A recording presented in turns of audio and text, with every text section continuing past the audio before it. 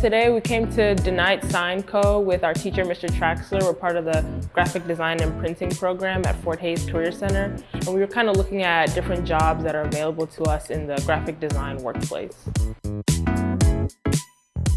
We actually got to go to every part of the inside of the company, talk to all of the employees to understand from sales to graphic design and then into the manufacturing process.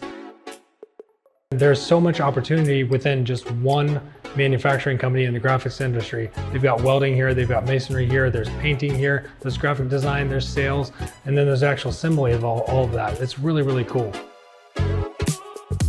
I feel like for everything to work here, for signs to be made well and fast, there really has to be no procrastination, and everyone really has to be communicating with each other efficiently to make sure everything is done on time and how it needs to be done.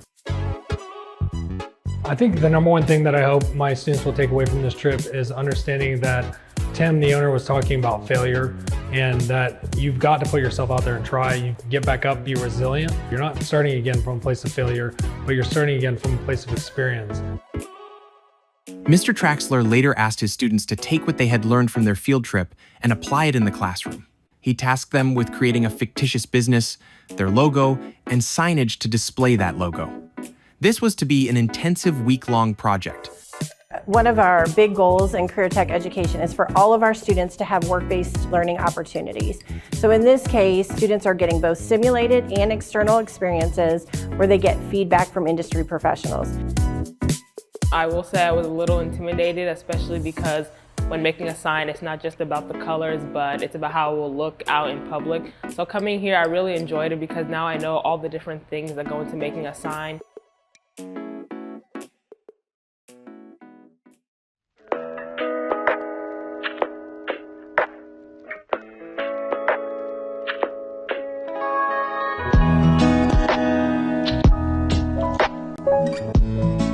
Mr. Traxler is one of our teachers here at Fort Hays Career Center.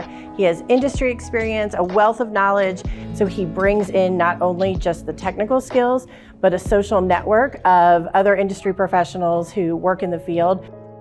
The rest of the week is structured in that it is a focus on the WBL project that they've signed for the fictional business.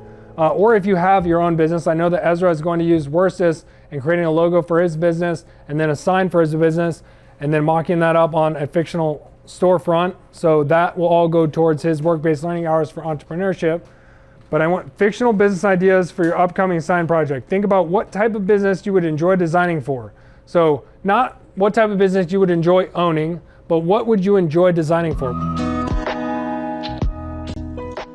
Some of these students already have brands that they're working on for themselves, or they work with family companies, so they focused on creating the logo for that and then using that for their sign project. And it ended up working out really, really well. I could see that their engagement was much higher than prior projects were. My design went through a bunch of different stages because originally I was going to do something just completely different than what I did. And then I was looking at an old design I had made last year, and it kind of inspired me to remake my design into something different.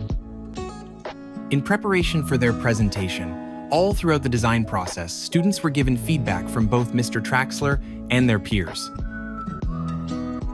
When we started, he was telling me that I should really look at my competitors to make sure that I create a brand that would be believable in the industry I was doing.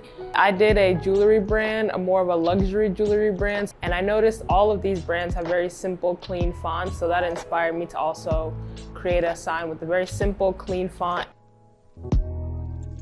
After being given all the necessary tools, the students were ready to present. Our first presenter is Say.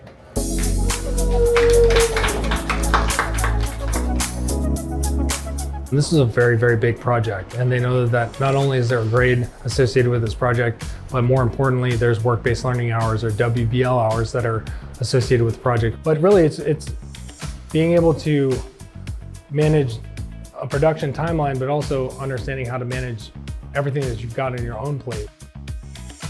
I mean, the students learned a lot, in this project. A lot from the design industry and manufacturing standpoint, but I think about themselves. And the biggest thing I think that most of them learned and earned for themselves is accountability. You know, getting something done when they said they were going to get it done. My future career, I'm definitely looking into digital design and web development, but I think this will really help me because now I won't just design something for a website or for a phone, but I'll think about how can it be applied in the real world. If somebody was passing by a sign, would they be able to see it from far away? So I really appreciate that.